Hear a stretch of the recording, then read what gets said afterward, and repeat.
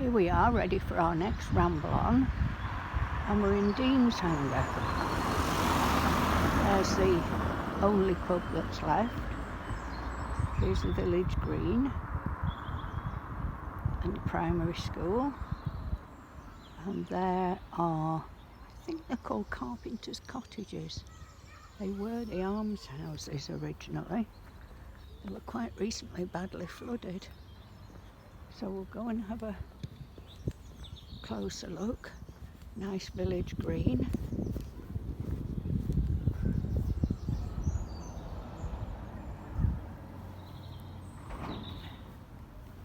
And that there used to be the manor house. I suppose it might still be the manor house. 1666 it was built, so that's the same year as the Great Fire of London, and it's a grade 2 listed. The little school's been there for years. Well, it was Victorian originally, the buildings, and then more added on. There's a nice view of the almshouses, and we're going to proceed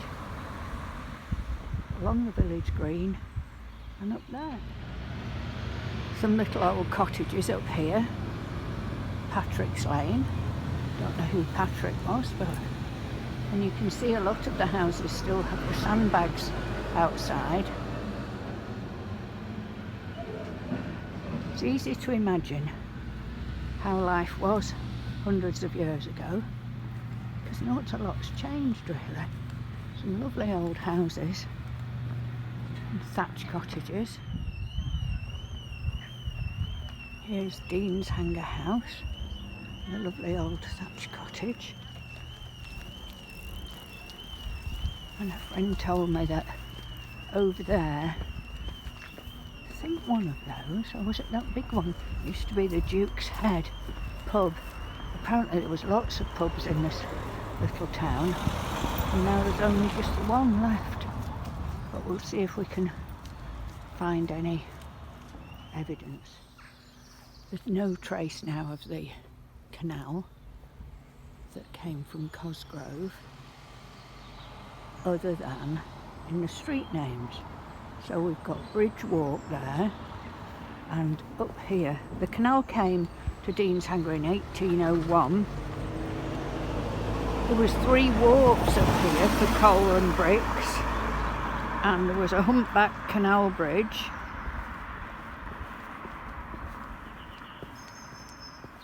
But the only remains now are in house names and street names.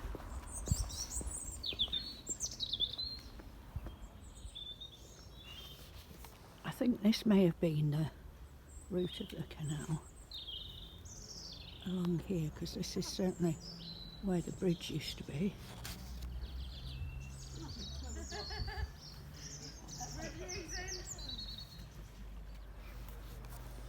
This house here, next to where we just looked at, is called Old Wharf House. So that must have been the wharf for the canal. We're just coming up to the church, but on the right here, there's a big chapel. Now then, is this the Methodist chapel? Or is it the Baptist chapel? One of the two. Let's have a closer look. The Methodist. Another big building. Primitive Methodist Chapel and School, 1892.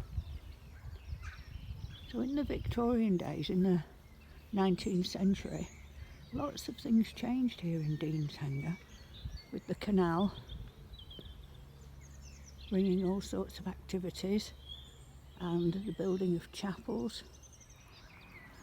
Here, just opposite the church, is Dove House, one of the oldest properties in the area, 14th century. Grade 2 farmhouse. Inside there's a Jacobean staircase and original ship's beam and a priest hole, thought to have been the manor house. Now we're going over the road to the church, the Holy Trinity Church. Looking very nice in the sunshine. Quite a latecomer as churches go in this area, 1853. But originally, before then, Passenham was the main area, well, the main, most populated area. And the coming of the canal in the late 18th century made Deanshanger a centre for industry. So the shift moved away from Passenham. But that would explain why this church isn't as old as lots of others. And then a bit later on in the 19th century, it became a centre, well, the iron oxide works developed. And we'll be passing what's left of that later. There's no doubting the age of this building, is there? 1868. And it used to be the local village hospital. And here's a view of the front of the ex-village hospital.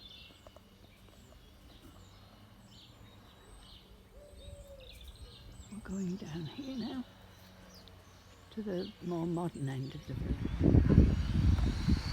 Just had a slight detour away from the town, village, to look at this building. I always thought it looked like a police station, but it was an old pub. Obviously not a very old pub, but there's the sign, Rose and Crown. Now a private house. The Baptist Chapel, 1833.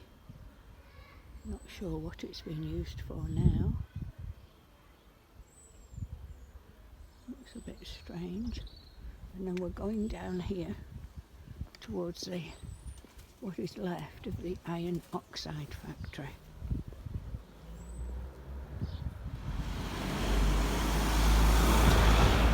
I think this was part of the factory.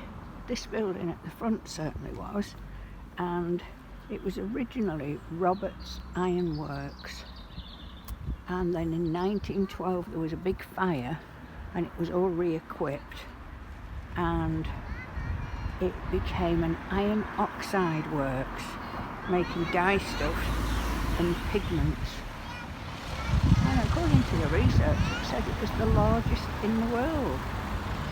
It closed in 1998, now housing, but they do say that the village was covered in, everything was orange, had an orange glow because of the iron oxide, so it took quite a while to clean it all up when the factory closed. And there's a better view of it. What's left of the offices. Now the co-op, previously Fox and Hounds. It's nice that they've left the sign up, that it hasn't been completely demolished. This house called Lodore, an Edwardian big family home on the corner of Bridge Close, another reference to the canal and the bridge. It was the family home of, Bridge Walk it's called, not Bridge Close. It was the family home of the Roberts family, who owned the foundry. We're back on the village green now, and here's the old pump, the water pump that was used well into the 19th century, before running water was available.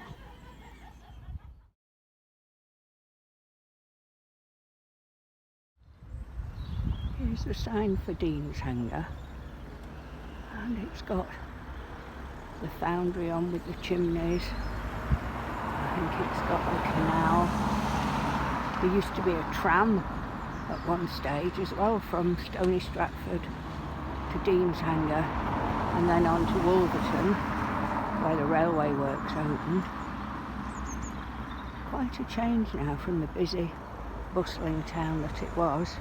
Village, I keep saying town. It was a village, and it's still a village. But from the canals and the foundries and all the coal merchants and everything that went on there, and then the ironworks and the foundry, employing hundreds of local people, and the advent of the railway at Wolverton, the tram to take hundreds of them to work there, and then all that stopped. Foundry closed, the tram stopped, the canals aren't there anymore, but it's still a very nice village, probably more improved really. We're just on Hayes Road now, and this is Reshner Close. I always thought it was a strange name, but you can normally dig round and find out why estates of roads are called what they are. And George Reshner was the general manager for many years of the iron oxide works. I think he was Austrian or maybe German, and that's why this road, that was the house that he lived in. Final core off Hayes Road, Canal Lane. So obviously this is where the canal ran, down to the other side where we saw Wharf House. So Hayes Road has got modern housing either side of it, and there's lots of, on the outskirts of Deanshanger, modern-ish houses. So that's the end of our ramble on. Hope you enjoyed it. We'll do another one soon, and you can either like or subscribe for free. Hope to see you again. Thank you.